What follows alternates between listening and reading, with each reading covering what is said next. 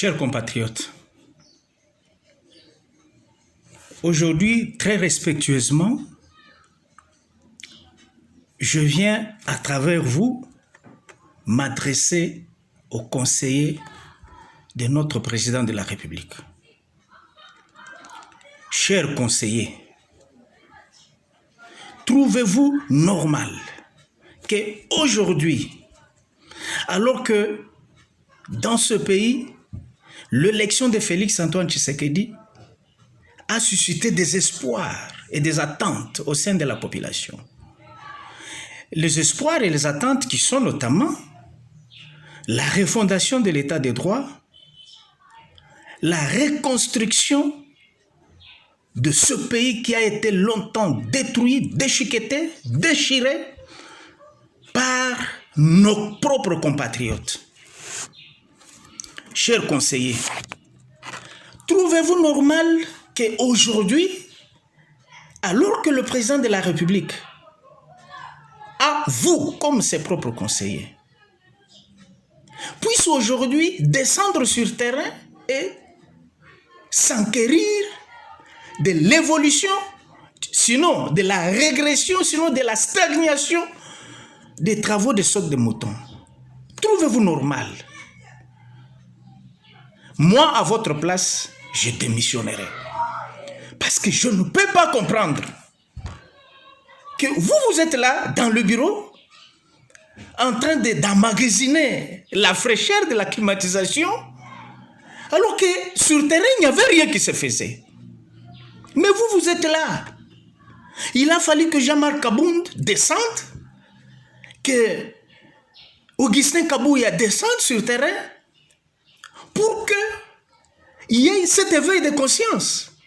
Alors que vous, nos amis, qui vous dites conseillers, vous êtes là, dans le cabinet du président de la République. Mais ça fâche toute conscience normale.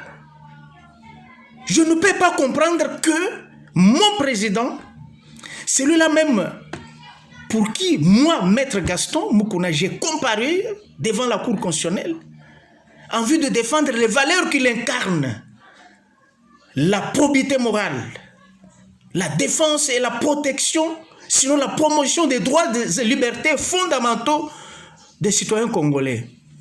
L'émergence d'un État de droit, la justice, la lutte contre l'impunité, le trafic d'influence, la corruption, le détournement des biens publics. Ce sont ces valeurs-là que moi j'ai défendues à la Cour constitutionnelle, incarné par Félix-Antoine Tshisekedi. Mais je ne peux pas être content de trouver qu'aujourd'hui, c'est mon président qui descend pour se rendre compte de l'état des lieux, de l'exécution des travaux des 100 jours du président Félix. Je vous plains, monsieur. Je vous plains. Dites-nous d'abord, qu'est-ce que vous faisiez avant d'être conseiller du président de la République? Le président de la République ne connaît pas tout le monde. Certainement que beaucoup d'entre vous ont été pistonnés par leur mentor à travers ce que nous appelons clientélisme politique. Et vous êtes dans le siège du chef de l'État. Je sais que vous, chaque fois que le président de la République doit effectuer un voyage, vous vous apitoyez sur le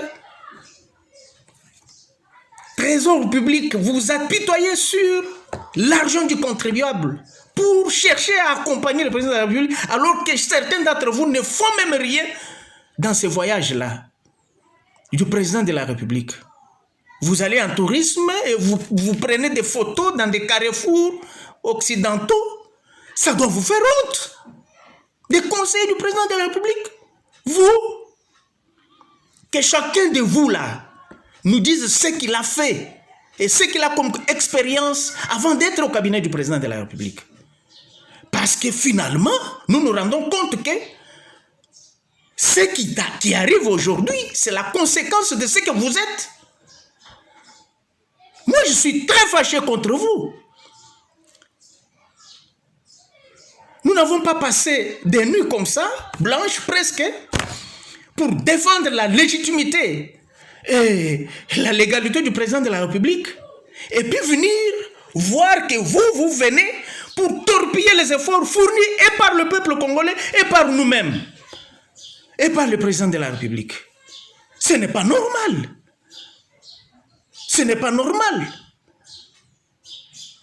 Vous avez déjà vu des gens aussi arrogants comme ça? Les conseillers sont des héros dans l'ombre. On vous voit partout. Vous vous prenez des photos dans des métros. Vous êtes là, les premiers à pouvoir voyager avec le président de la République. Est-ce que vous êtes tous des conseillers diplomatiques? Ce n'est pas ça, ce n'est pas vrai. Vous devriez avoir honte. Moi, je pense, et ça ne m'engage que moi-même, ça n'engage pas les collectifs des avocats parce que beaucoup avaient parlé lorsque j'avais fait une déclaration sur Top Congo. Mais je crois que vous êtes inutile. Vous êtes inutile. Ça, c'est de l'amateurisme. Je suis très fâché, moi, personnellement, contre vous. Vous dites-nous d'abord ce que vous faisiez, vous, avant d'être au cabinet du président de la République. On vous a présenté au chef. Certainement que le chef a fait confiance à ceux qui vous ont présenté à vous, à lui. Mais vous faites la merde. Je suis là, je suis connu. Je suis à Kinshasa, je suis avocat. J'attends que vous veniez me contredire, démontrer le contraire de ce que je dis. Vous n'êtes pas des conseillers. Vous êtes des opportunistes. Dans ce pays, beaucoup ont versé de leur sang, y compris Tshisekedi Etienne, d'heureuse mémoire. Ce n'est pas pour que nous venions vivre ce que nous faisons, ce que vous faites. D'aucuns pourraient dire s'attaquer au conseil du président de la République, c'est s'attaquer au président de la République. Non. Le président de la République ne connaissait pas tous d'entre vous. Non. Bien sûr qu'il y a des conseillers normaux au cabinet. Mais la plupart sont des jouisseurs. Ce pays ne mérite pas ça. Le pays ne mérite pas ça.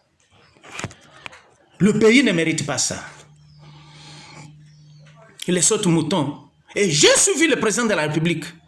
Il a dit, vers la fin de ses propos, lorsqu'il s'adressait aux dirigeants des sociétés, des entreprises qui font les sautes de mouton, il a dit qu'il en a assez entendu de ces explications. Il en a assez. Et les travaux étaient censés finir depuis le mois de décembre. Nous sommes au mois de février, depuis le mois de décembre de l'année passée. Nous sommes au mois de février. Le président a dit qu'il en a marre. Il en a assez. Et vous trouvez ça normal? Moi, je mets ça sur votre dos, le cabinet du président de la République.